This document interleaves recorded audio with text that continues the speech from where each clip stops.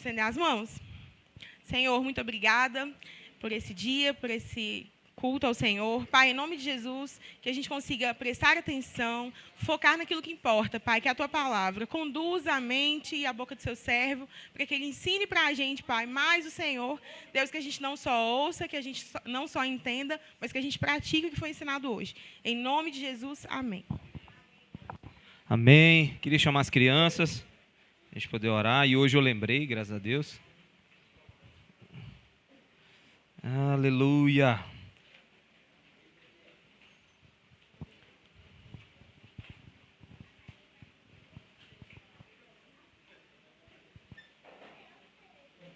Amém. Estenda suas mãos. Vamos abençoar elas. Pai, em nome de Jesus, oramos por cada criança dessa, Senhor. Senhor, não oramos simplesmente por ela, mas por toda a sua família. Senhor, que de uma forma sobrenatural capacita cada família, usa cada criança dessa, Senhor, para o louvor da Tua glória, Senhor. Pai, em nome de Jesus, ajuda elas, Senhor, livra elas do homem mau, livra elas da ideologia, livra elas de tudo aquilo que não agrada o Senhor, livra elas de toda doença. Pai, em nome de Jesus, entregamos cada criança dessa, Senhor, nas Tuas mãos, para a glória do Teu nome. Amém, amém e amém. Glória a Deus, gente. Aleluia. Glória a Deus. Amém, amém, amém. Irmãos, você pode abrir sua Bíblia em Neemias.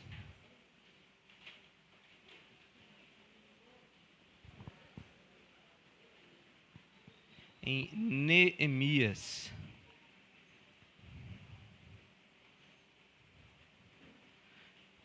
Primeiro Reis, Segundo Reis, Primeira Crônicas, Segunda Crônicas, Esdras, Neemias. Quem achou pode já colocar no capítulo 2, nós vamos ler do 1 ao 4, tá? Neemias 2, do 1 ao...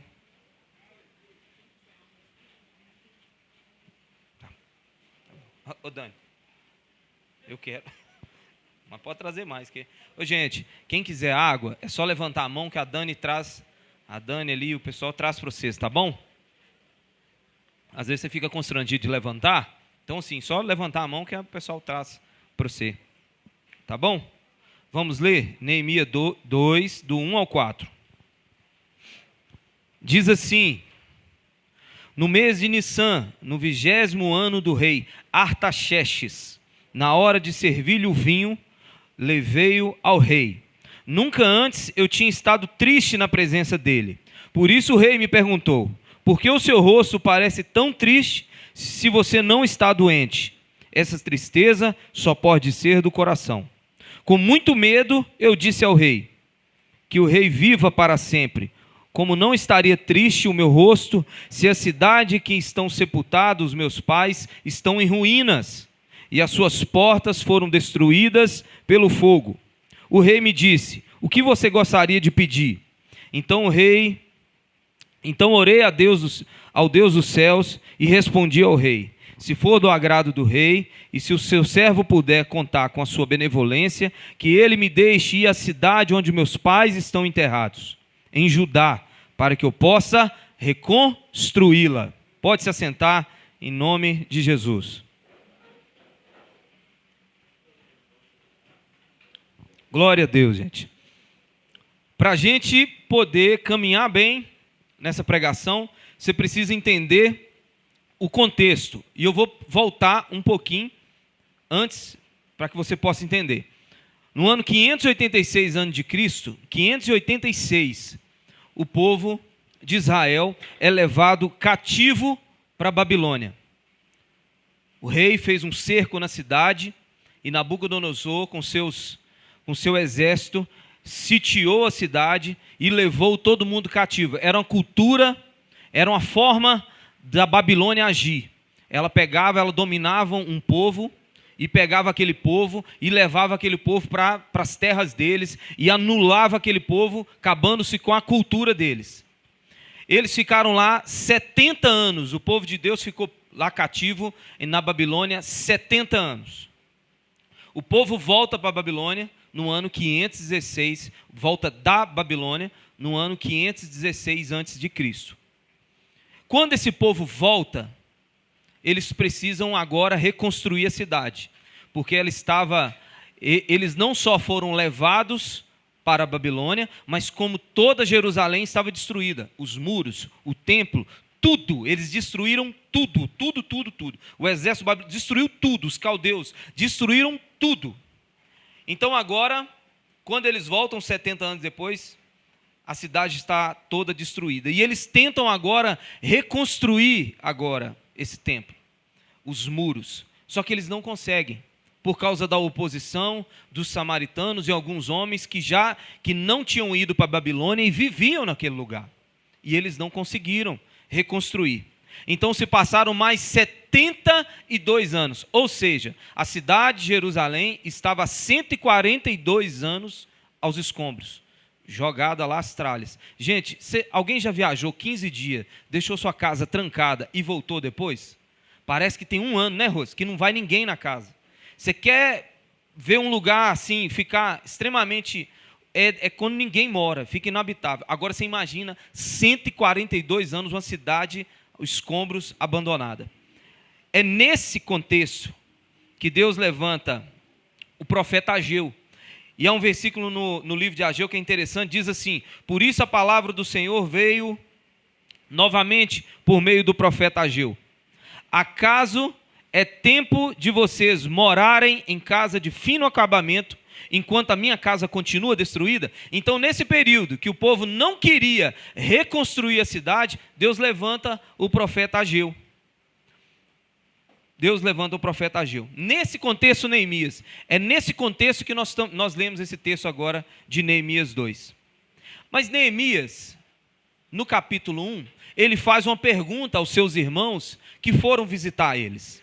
Ele pergunta assim, Neemias está na cidade de Nissã, lembra? O texto que a gente acabou de ler, ele não está em Jerusalém, está longe. E os irmãos vão visitar ele. E ele chega lá e pergunta para o seu irmão, como que está Jerusalém? E o irmão dele responde assim, ó, aqueles que sobreviveram ao cativeiro estão lá na província, passam por grande sofrimento e humilhação. O muro de Jerusalém foi derrubado e suas portas foram destruídas. É nesse contexto que nós lemos o texto de Neemias 2, do 1 ao 4. 142 anos de uma cidade aos escombros, pós-exílio babilônico, e agora Neemias recebe a notícia que está tudo derrubado, está tudo estragado, os muros são derrubados, as portas estão queimadas, e o povo está humilhado e sofrendo ainda. E é nesse contexto que Neemias chega diante do rei. E eu queria, para contextualizar melhor, para você poder entender a situação de Jerusalém na época, essas expressões, muros derrubados, portas incendiadas, isso aqui não é à toa. Porque quando fala muro derrubado, naquela época, a segurança, uma cidade tinha segurança por causa das suas muralhas. Então, ou seja, as muralhas derrubadas, quer dizer, era uma cidade que não tinha segurança nenhuma, uma cidade vulnerável. As portas estavam queimadas, ou seja, naquela época não existia corte, naquela época não existia tribunal. Tudo que era julgado naquela época, sobre injustiça, sobre fazer justiça ao pobre, a uma viúva, tudo era julgado às portas da igreja. Então era uma cidade, as portas da cidade. Então era uma cidade que não tinha segurança, era uma cidade que não tinha lei. E para acabar de arrebentar tudo, o povo estava sofrendo. Mas além de sofrendo, humilhado. Pensa nas duas situações, sofrimento e humilhação. Porque às vezes, gente, nós passa sofrimento, mas nem sempre nós somos humilhados. Mas lá não, era sofrimento e humilhação. Então é nesse contexto. Aí no versículo 2, o rei faz uma observação com Neemias que nos chama a atenção. Ele diz assim, essa tristeza só pode ser do coração. O rei olha para Neemias e fala assim, tem alguma coisa errada com você, hein, cara? Você não está doente? Essa tristeza só pode ser do coração. E eu queria falar um pouco de tristeza essa noite. Uma pesquisa nos Estados Unidos com 1,5 milhão de pessoas em 113 países, publicada numa revista nos Estados Unidos, constatou que sensação de tristeza cresceu no mundo durante a última década, mostra o estudo. 1 a cada 3 pessoas relatam sentimento de tristeza boa parte do dia. Aí você pode falar assim comigo, não, você está falando de depressão. Não, eu não estou falando de depressão. Estou falando de tristeza, o sentimento de tristeza. Depressão é uma doença, segundo a OMS, a Organização Mundial de Saúde. A depressão é uma doença. Agora, eu estou falando de tristeza. Um sentimento que é passivo a cada um de nós. Do tipo, tristeza, alegria, ansiedade, saudade, medo. Todos esses sentimentos são passivos de nós.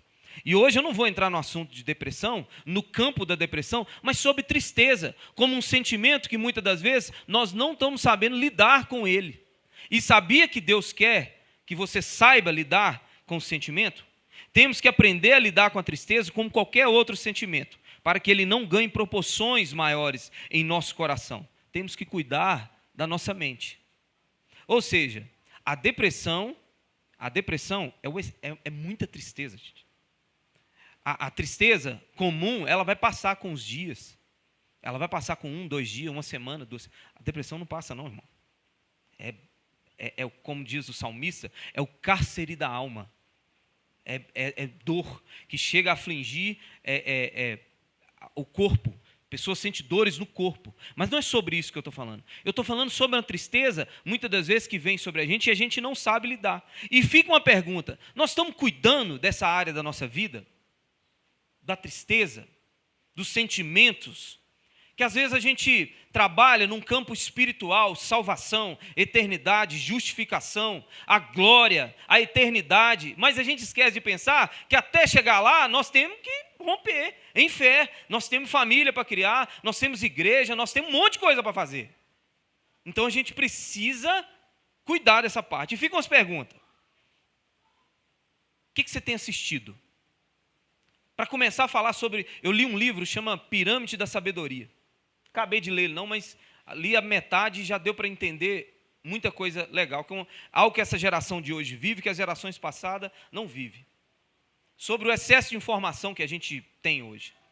O livro fala que o nosso cérebro é igual ao nosso estômago.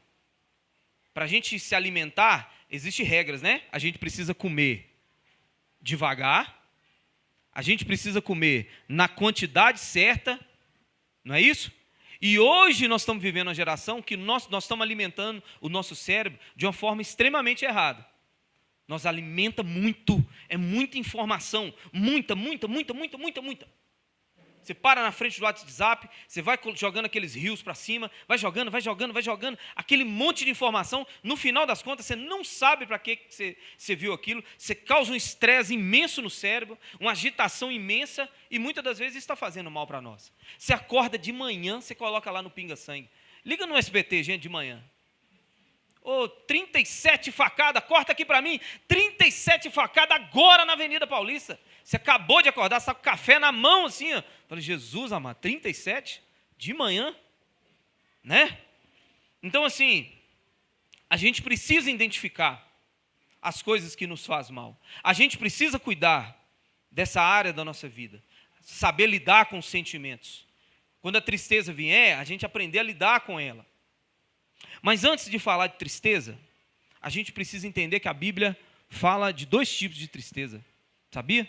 Você pode abrir sua Bíblia em 2 Coríntios 7, por favor?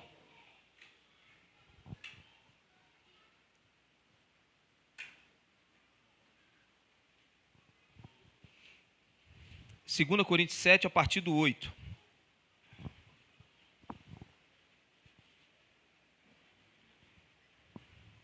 Diz assim: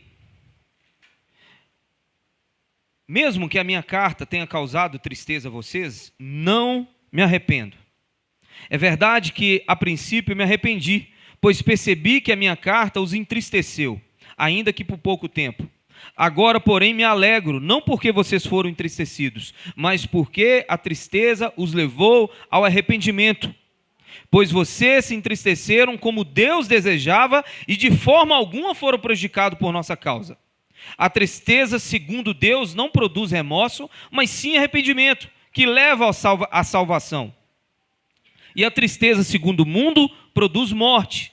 Vejam que essa tristeza, segundo Deus, produziu em vocês. Que dedicação, que desculpas, que indignação, que temor, que saudade, que preocupação, que desejo de ver a justiça feita. Em tudo vocês se mostram inocentes a esse respeito.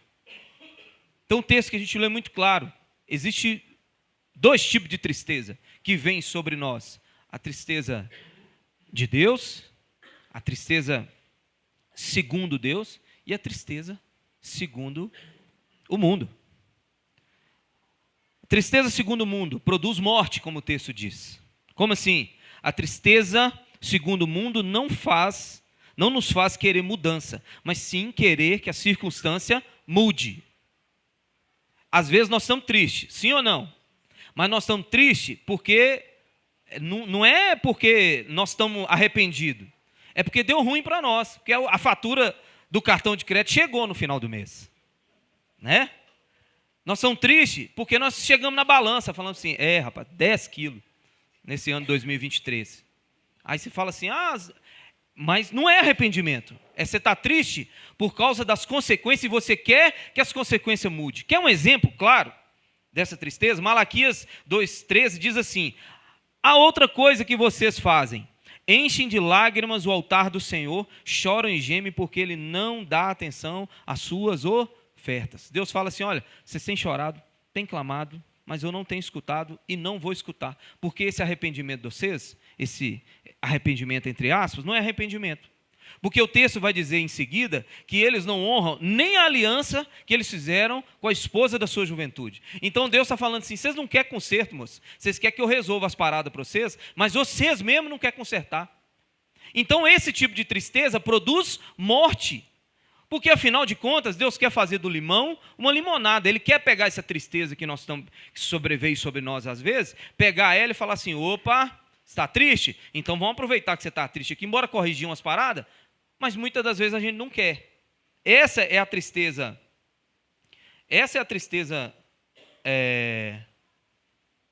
do mundo. Davi fala a mesma coisa. Então muitas das vezes, essa tristeza que estamos sentindo, é apenas transgressão da lei de Deus. Então estamos tristes? Davi fala isso no Salmo 51. Devolva-me a alegria.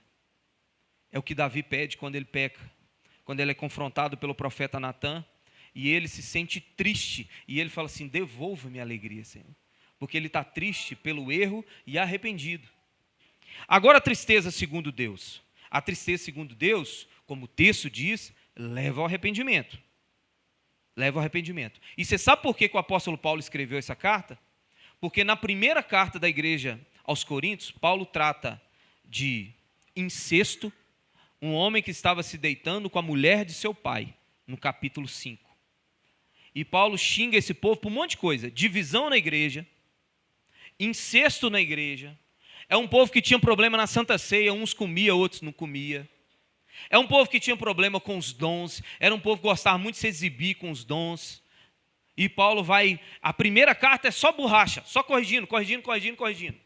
Quando chega na carta 2 aos Coríntios, Paulo escreve isso, olha, a primeira carta que eu escrevi a vocês, entristeceu vocês e eu meio que arrependi, quase que eu arrependi de ter xingado vocês esse tanto. Mas depois eu percebi que o arrependimento, segundo Deus, provocou em vocês coisas boas.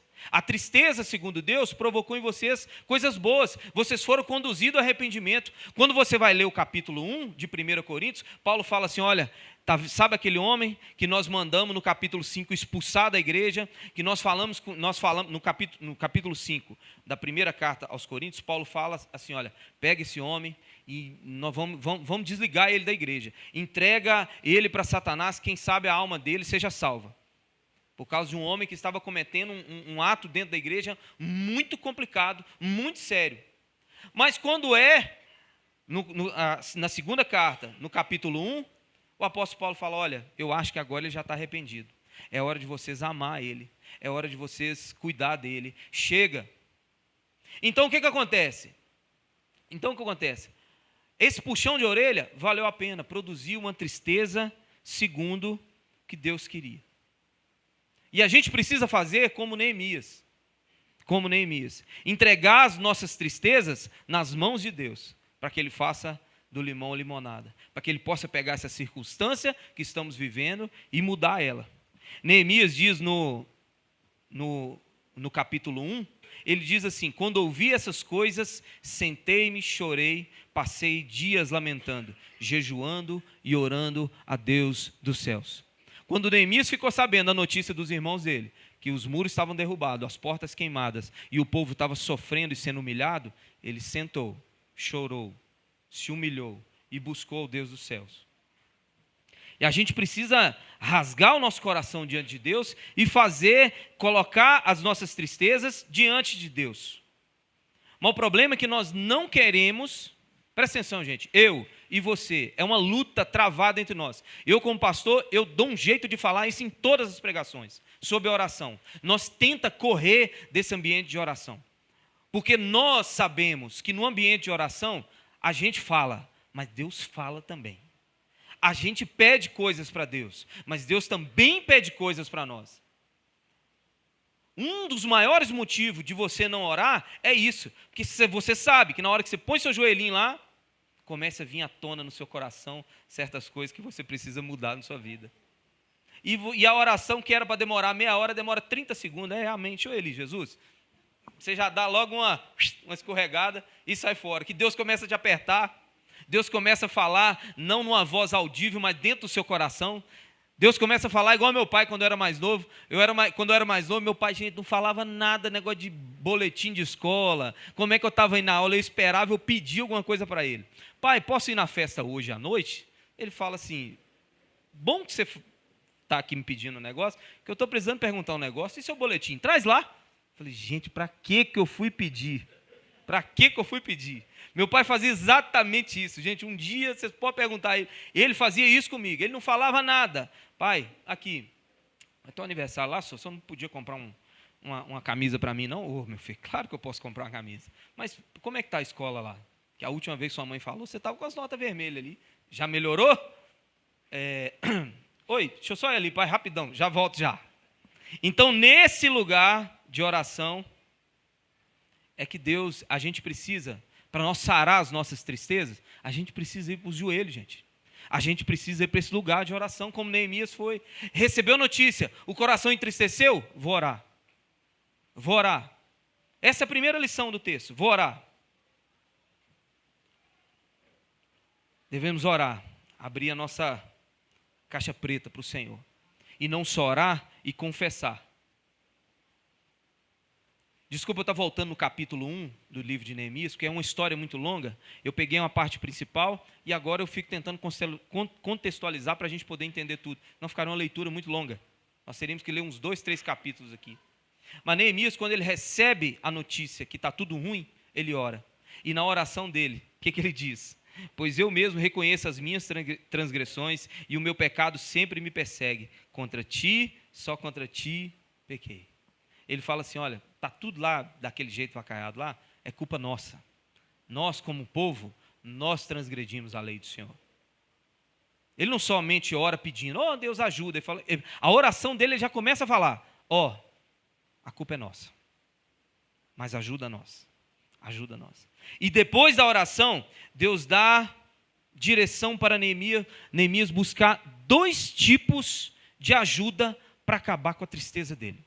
Primeira coisa que Neemias faz, para sarar a alma, o coração, ele ora. Segunda coisa, depois da oração, Deus dá uma direção para ele. Qual é? Primeiro, ele buscou uma ajuda individual. Presta atenção, ele buscou uma ajuda individual. No texto que a gente leu, diz assim, olha, no mês de Nissan, no 20º ano do rei Artaxerxes, na hora de servir-lhe o vinho, levei ao rei. Nunca antes tinha estado triste na presença dele. Por isso o rei me perguntou, por que o seu rosto parece tão triste? Você não está doente? Para a gente poder entender essa parte, a gente precisa entender qual era a função de Neemias. Ele era um copeiro do rei, ele trabalhava no palácio do rei. Ele era um homem de confiança do rei. Um copeiro naquela época, ele servia o vinho, a comida ao rei, e o que ele fazia? Ele experimentava antes de dar ao rei. Então ele era um homem extremamente de confiança.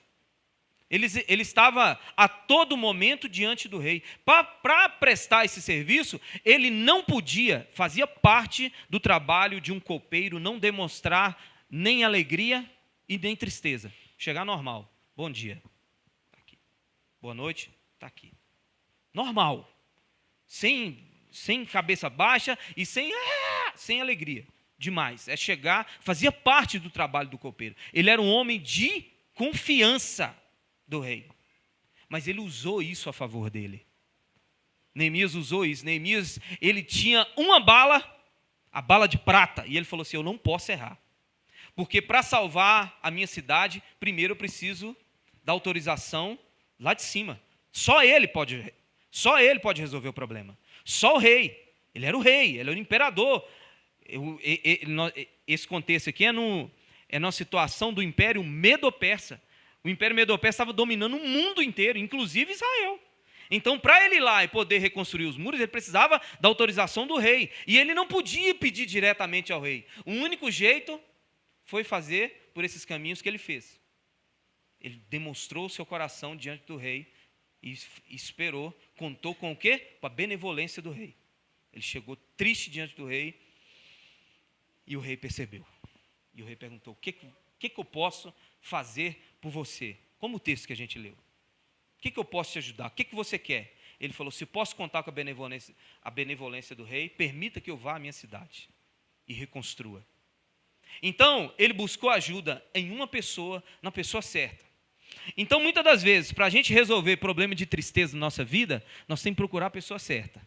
Nós temos que ter alguém, uma pessoa certa para conversar e ouvir um conselho no dia da tribulação, no dia da dificuldade. Para sanar a tristeza, Deus deu duas direções para ele. A primeira era buscar ajuda na pessoa certa. Nós temos uma pessoa assim. Essa geração de hoje, pensa comigo, tem alguém para conversar? Porque essa geração de hoje lembra muito Roboão, o filho de Salomão.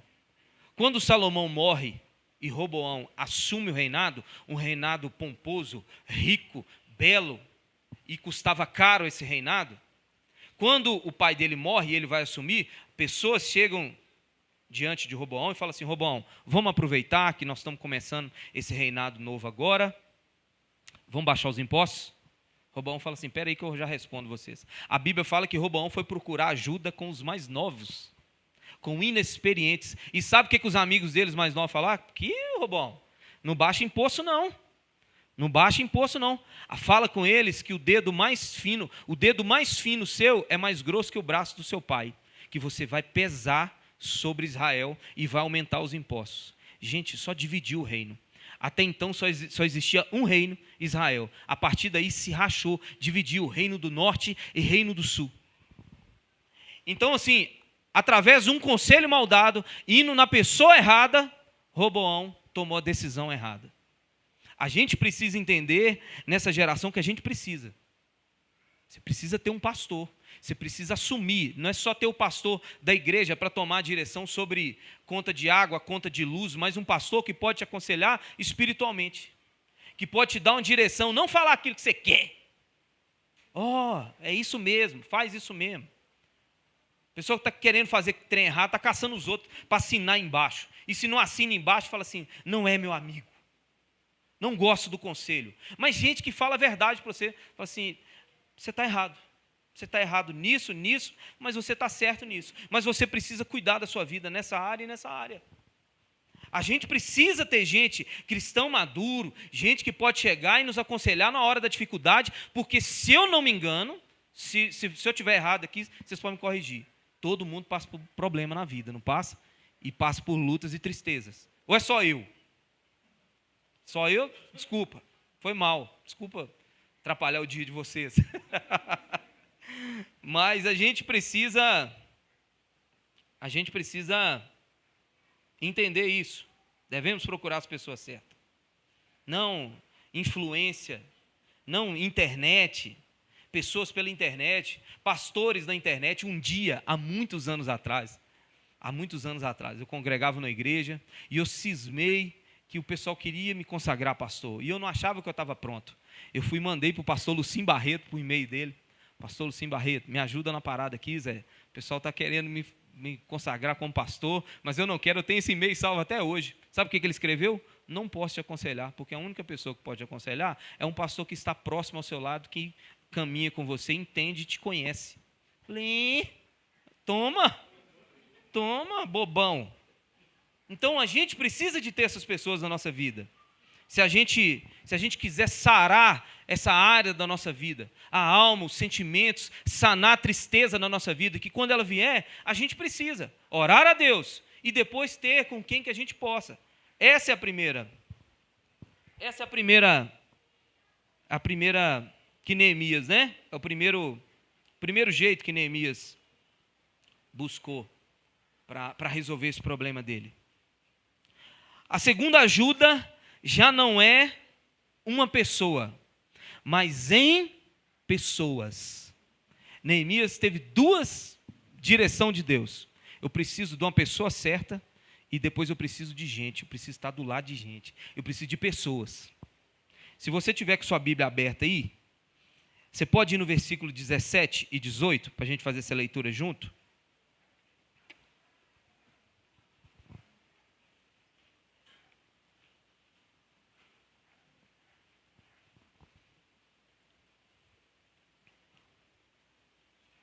Neemias 2, 17 e 18. Mesmo capítulo que ele estava, só um pouquinho para baixo.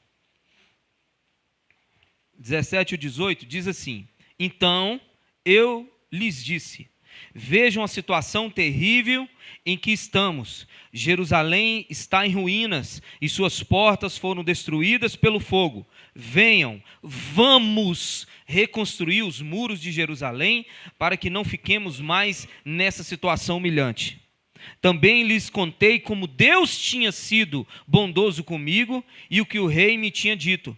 Eles responderam, sim, vamos recomeçar a construção.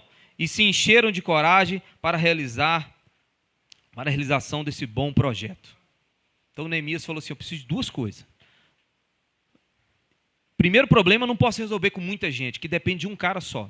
Então eu vou na pessoa certa. Ele foi na pessoa certa. No segundo problema, ele falou assim, agora eu preciso de pessoas. Eu sozinho, eu não vou conseguir sanar a tristeza do meu coração, que é reconstruir Israel, que é reconstruir os muros. Eu preciso de gente comigo. E esse é o erro, muitas das vezes, que nós cometemos sobre a tristeza no nosso coração. É querer ficar sozinho.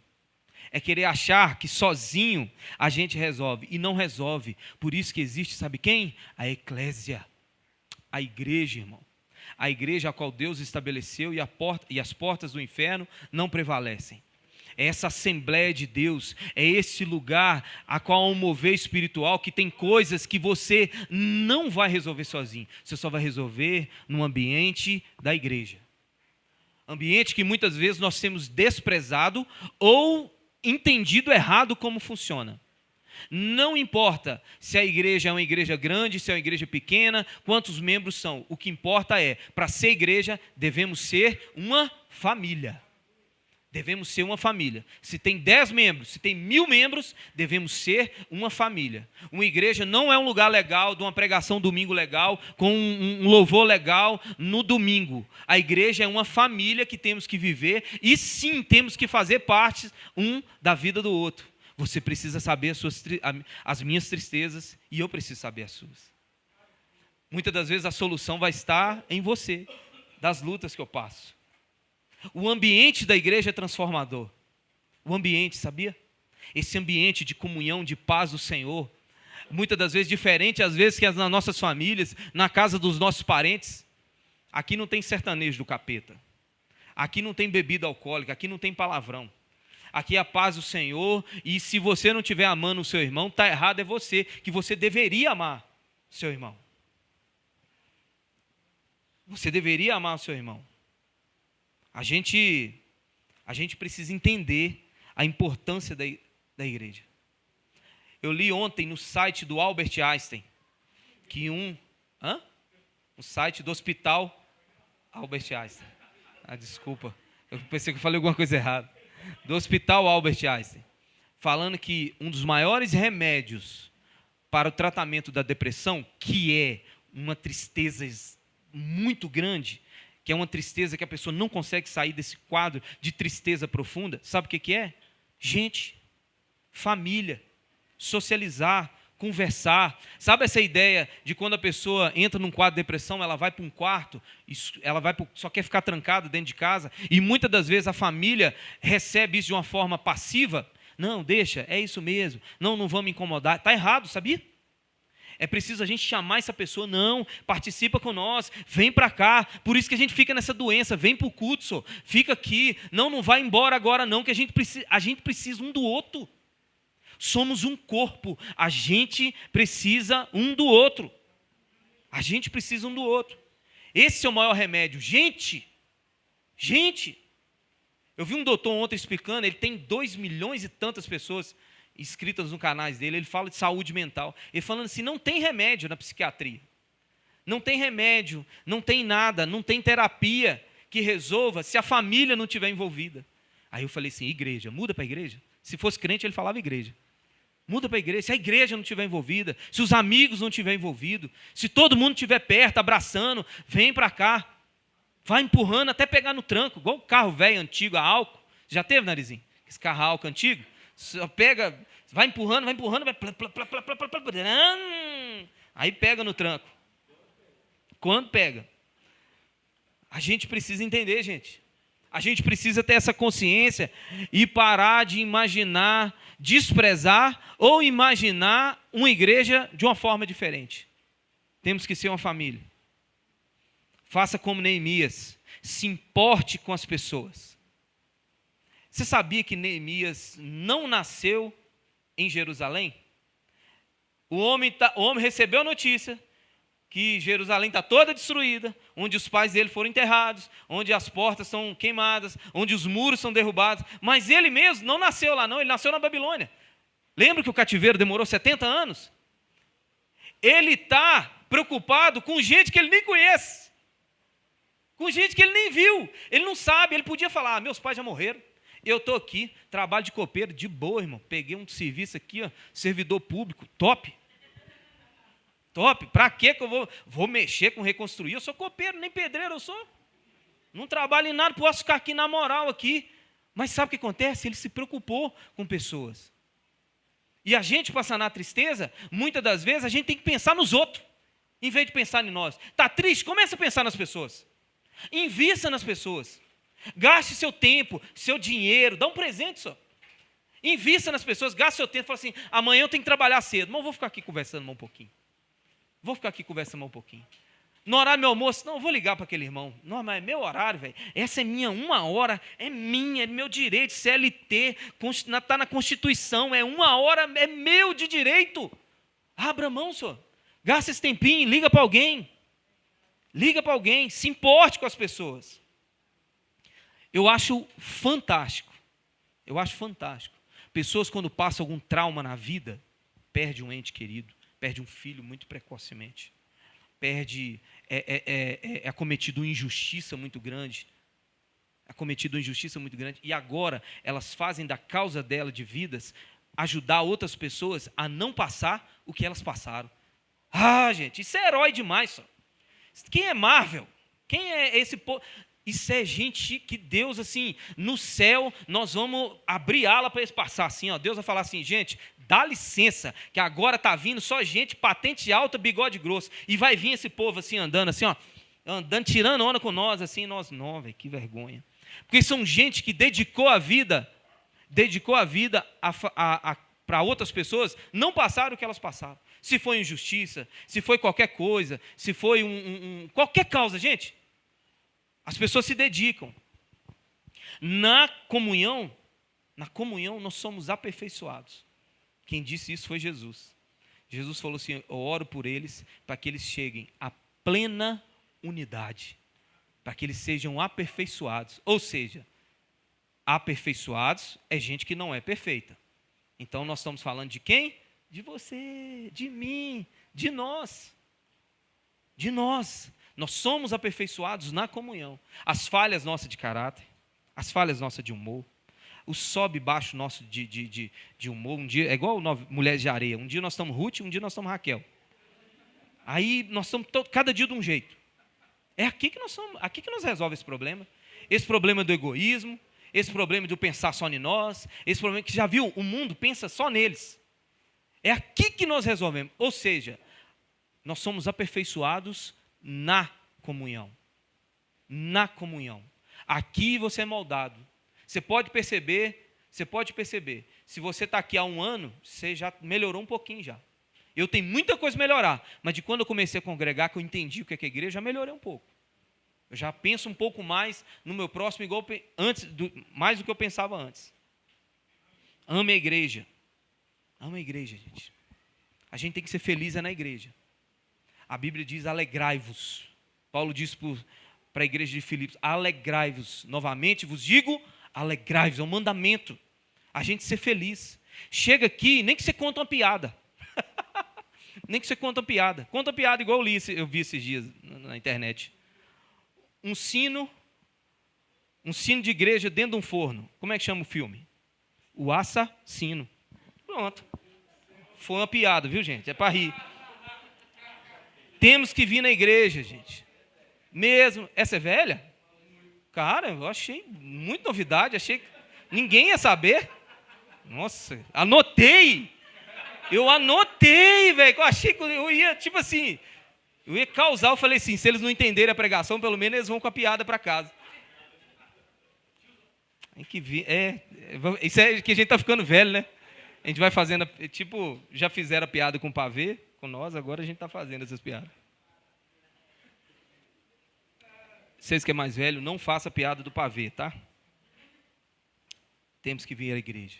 Temos que amar a igreja. Amar a igreja, nos alegrar na igreja. Quantos de nós, às vezes, já saímos de casa cheio de problema? Tristes. Às vezes, brigado com a esposa, brigado com o marido, brigado com os filhos. Vem todo mundo calado no carro de lá para cá. Chega aqui, um vai para o seu canto, um vai para lá, um vai para cá. O marido vem brigado com a esposa. Aí chega aqui, rola até umas orações precatórias, né? Você fala assim, Deus, faz justiça, Senhor. Faz justiça, Pai. Quantas vezes estava aqui, Thaís orando, cantando, agora você canta, né? Eu olhando assim, Deus, faz justiça ao seu servo, Pai. Tem ele se levantado contra o ungido do Senhor. Aí vai o culto, vai passando. No final já esqueceu, já vai ali comer um negócio, não quero mais, já volta todo mundo mais feliz, fingindo que nada aconteceu. Né? Casamento tem hora para ficar bom, tem que fazer isso. Fingir que nada aconteceu. Sabe qual é o nome disso, o resumo dessa brincadeira toda? Isso é plantar. A gente tem que começar a plantar agora, para a gente começar a colher. Salmo 126 diz que aqueles que semeiam com lágrimas, com cantos de alegria colherão. Aqueles que saem chorando enquanto lança a semente, voltará com cantos de alegria. Isso é plantar.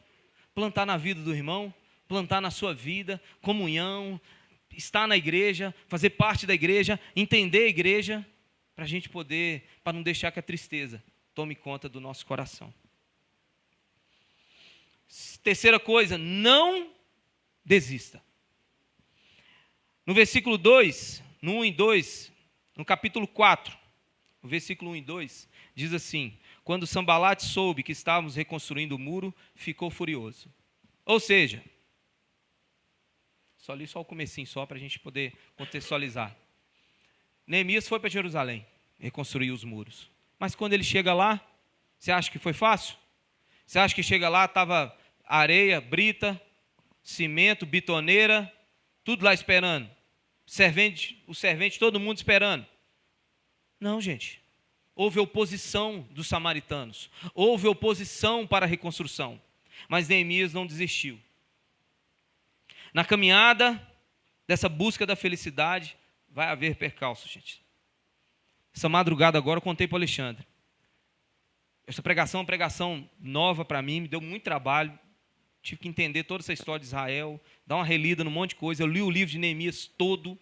Passei a sexta-feira toda na dúvida se era isso ou não que pregava. Escrevi um tanto de coisa, depois reescrevi. E ontem, para a honra e glória do Senhor, quando eu cheguei do chá, revelação do Jaime, Deus foi abrir na mente, eu fui escrevendo os trem, 2h30 da manhã, eu estava deitado na cama, todo mundo dormindo, as luzes apagadas, estava só com o tablet. Na hora que eu fui copiar o último versículo, eu fui lá na Bíblia do meu tablet, copiei ele. Na hora que eu fui colar ele, eu não sei o que eu fiz. Eu apaguei toda a pregação.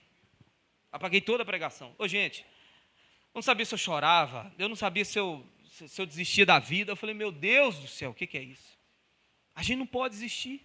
Sentei e falei assim, respirei fundo, liguei o ventilador e comecei a escrever tudo de novo. Peguei um teclado que eu tenho, que liga junto com o tablet, para escrever mais rápido. E fui escrevendo.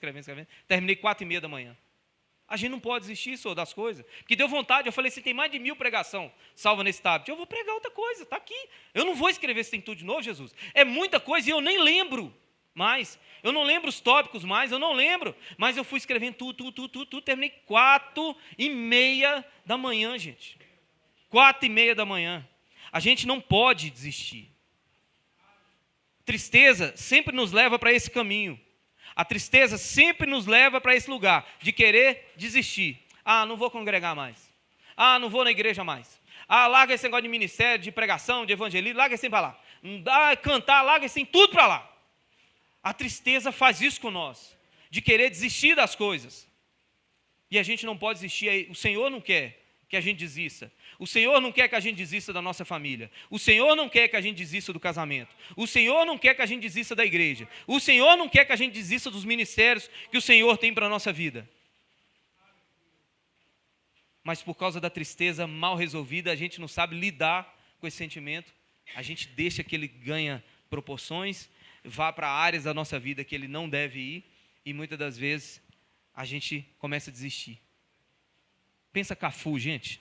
Lateral da seleção brasileira de 2002. O cara foi rejeitado em 9 peneiras. Eu estava lendo a história do Cafu esse dia. 9. Só no São Paulo, o time que ele jogou foi 3. Ele foi rejeitado lá 3 vezes.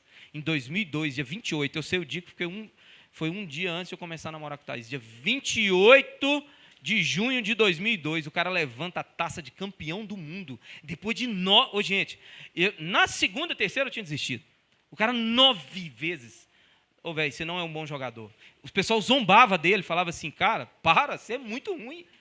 Você é muito ruim, para. E o cara foi insistindo, insistindo. E o cara ainda levantou, ainda gritou o nome da esposa dele ainda. Em 2002, quem lembra? Regina, eu te amo. Gente, que mundo vocês estão vivendo?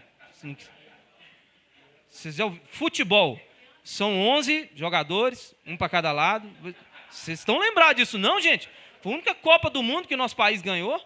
A última Copa. Você sabe que nós somos penta, né? Nós somos o único país do mundo que é penta. Pois é. Ah, tá. Meu Deus, que medo. Ele gritou. Na hora da comemoração lá, o presidente da FIFA entregou a taça para ele, assim, ó. 100% Jardim Irene. Escrito assim, ó. E ele pegou a taça assim, ó. Tanta coisa para o cara falar, falou o nome da esposa. Que moral, hein, mano? Imagina. Ele tem mais de 20 anos, podendo fazer o que ele quiser e a esposa não falar nada. Não. Se eu grito, Thaís, eu te amo, no final da Copa do Mundo, meu filho, vai ser o resto da vida. Psst, lembra? O que eu falei? O cara ainda gritou ainda. Regina, eu te amo. Pá, levantou. Mas depois de 9 vezes, moço. Depois de 9 meses.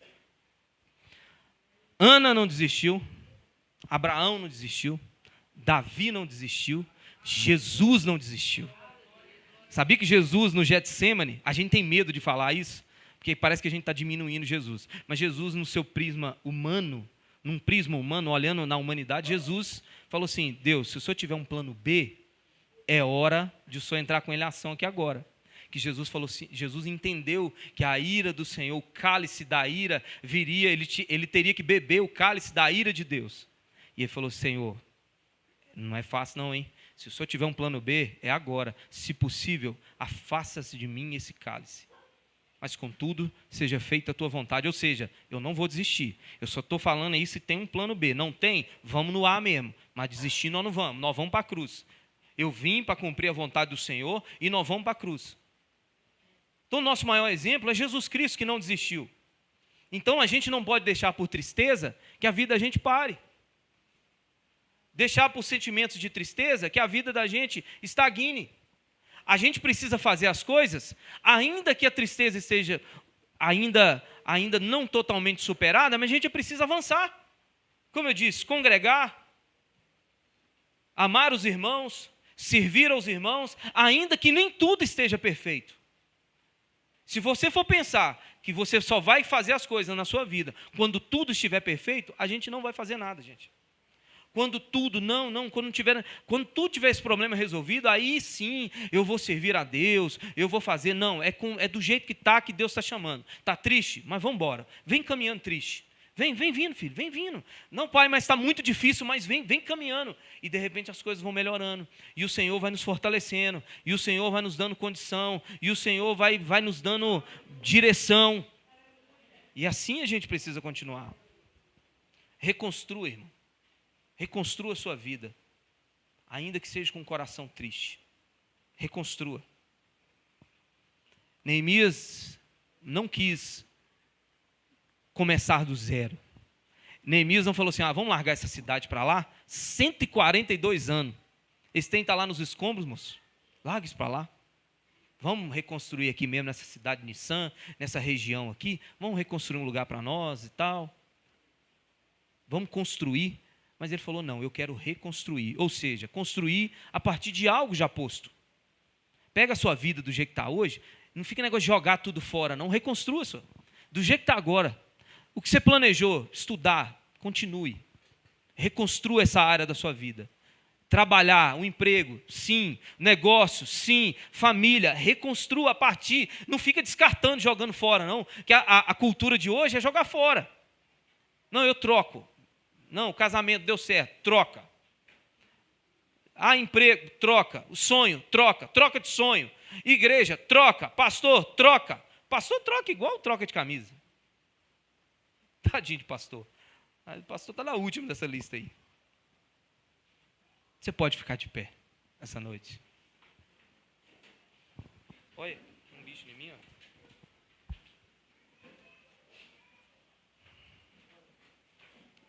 Deus maravilhoso.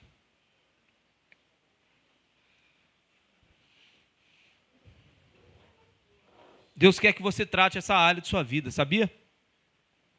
Deus vai te levar para o céu. Deus nos deu duas vidas. Aqueles que são salvos em Cristo Jesus têm uma vida aqui e têm uma vida lá com Ele. A vida lá com Ele, Ele falou assim, pode deixar. Essa aqui eu já garanti na cruz. Creu, é imputado justiça e seu nome está escrito no livro da vida. É por fé. Deus, Ele te dá um presente, é um dom de Deus, é um presente de Deus, a salvação. Ele te dá ela. Mas Ele quer que nessa vida aqui, você trate da sua alma, da tristeza que vem às vezes ganhando cada vez mais campo, ganhando cada vez mais uma área no seu coração, abrangindo, se alastrando pelo seu coração cada vez mais. De repente você olha para trás e lembra dos tempos que você era feliz, você ria, você não tinha dinheiro para comprar um chup-chup. E você sorria, brincava. Porque a maioria de nós tem saudade da época da infância e da adolescência. Os tempos que éramos felizes. A tristeza, coisas para nos entristecer, tinha que ser coisas muito grandes. Nada, a gente era feliz, a gente sorria, a gente brincava. E hoje a tristeza tem tomado conta dos nossos corações de uma forma muitas vezes que nem eu e você sabe explicar. A gente acorda de manhã, sem saber porquê, sem saber explicar, bate uma tristeza no seu coração.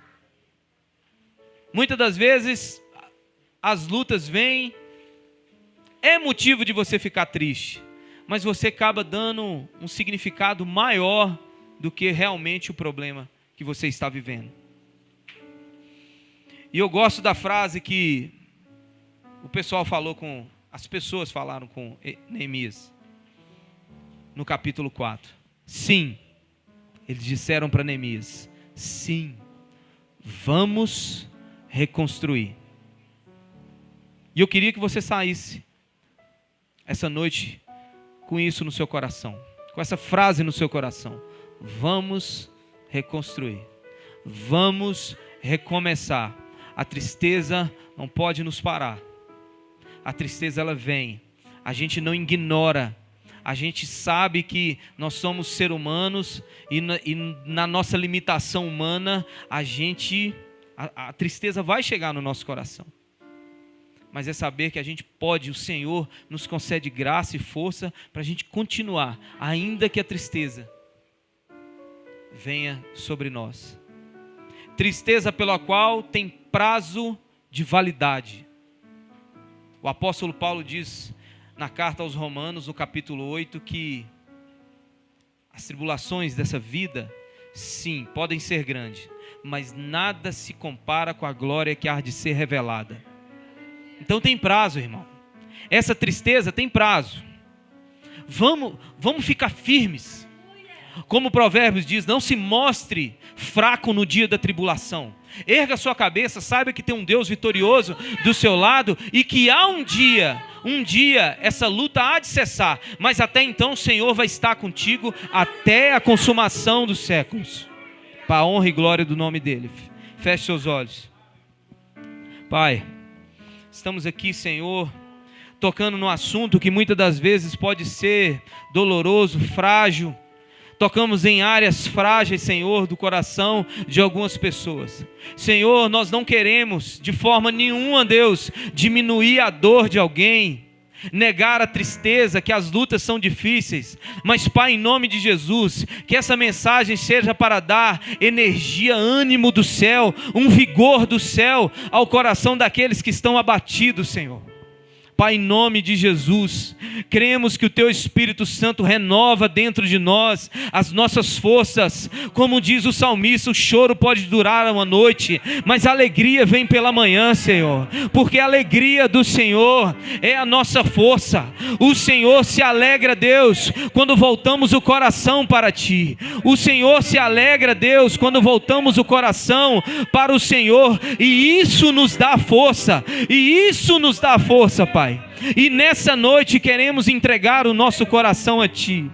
Nessa noite, Senhor, queremos falar para o Senhor que queremos a Tua alegria, queremos a Tua força, Senhor. Pai, em nome de Jesus, aviva cada coração aqui essa noite, Pai. Desperta uma alegria dentro de nós, pela qual, Senhor, o Senhor nunca o fez, Pai. No nome de Jesus, Deus, ajuda, Senhor, ajuda, Deus, ajuda, Pai. Ajuda, meu Deus. Ajuda, Senhor. Aleluia, Senhor. Vamos louvar a Deus com essa última canção essa noite. Bem dizer o nome dEle. Cada vez que a minha fé é provada, Tu me dás a chance de crescer um pouco mais.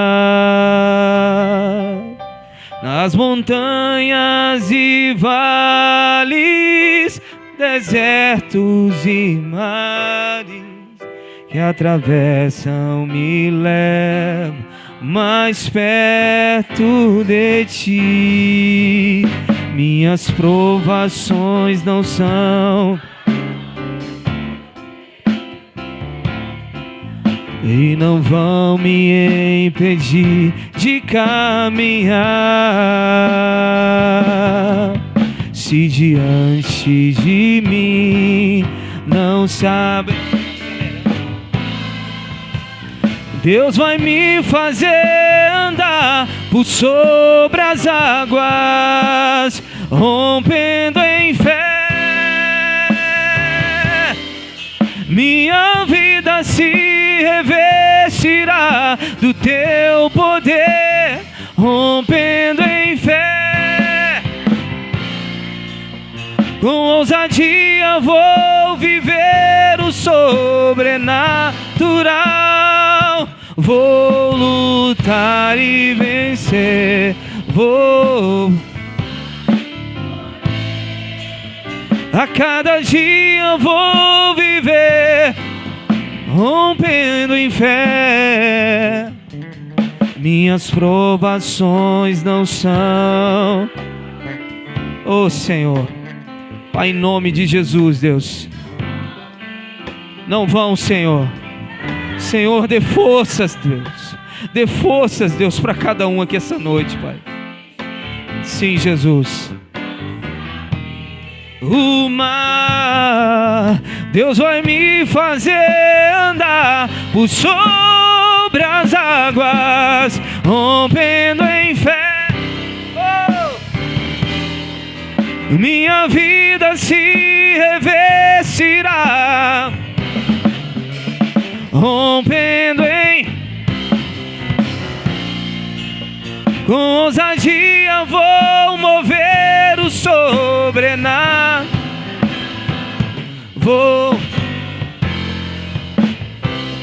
Vou plantar e colher, a cada dia vou viver, rompendo. Diga isso, a cada dia, a cada dia. A cada dia vou viver, rompendo. Mais uma vez, mais uma vez. A cada dia vou viver, rompendo em fé. Prosseguimos para o alvo que é Jesus Cristo. Caminhamos para o alvo que é Jesus, para a honra e glória do nome dele. Amém. Irmãos, tem um recado importante para dar. Ano passado, nós oramos ao Senhor, colocamos diante dele em que circunstâncias era o desejo dele que a igreja caminhasse, e o Senhor nos conduziu. Podem se sentar, irmãos, vai ser 2 minutinhos, tá?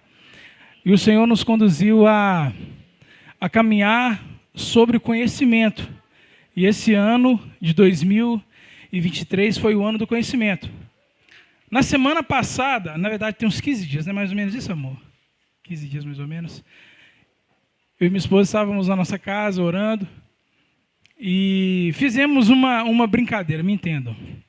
Ela foi para um canto da casa, eu fui para o outro e nós escrevi no papel aquilo que o Senhor estava falando ao meu coração, e ela fez o mesmo. Aí na hora que a gente abriu o papel, eu falei, meu Deus. Eu falei, Deus, mas no próximo domingo eu falei com o pastor Elvis, esses dias, não foi? Eu falei assim, você vai falar qual vai ser o ano de 2024, e ele falou que várias vezes. Várias vezes. Alguém percebeu? Alguém percebeu? Não é o ano da tristeza, pelo amor de Deus. Amém? Melhor falar não, né? Deixa para a próxima, né? Amém? Olha, ele fez a piadinha que eu não posso fazer. Vamos ficar de pé em nome de Jesus? Amém? Irmãos, esse ano foi um ano um pouco difícil para todo mundo, não é verdade? Essa palavra falou muito no meu coração, porque faz refletir de como foi, de como tem sido a nossa vida. Foi um ano onde muitos choraram. Verdade, eu tô mentindo. Foi um ano onde nós choramos, nós sofremos. E essa palavra falou conosco hoje. A gente vai olhar para trás de forma didática. E o Senhor falou aos nossos corações e hoje confirmou que no ano de 2024 vai ser o ano da alegria. Amém? Nós vamos caminhar de glória em glória. A alegria em que nós vamos caminhar vai ser na alegria do Senhor. Não vai ser de acordo com aquilo que nós temos ou perdemos, porque se esse copo de água é o motivo da minha alegria e de repente eu perdê-lo, eu vou me tornar uma pessoa triste. A nossa alegria, ela vem do Senhor, que é uma fonte inesgotável.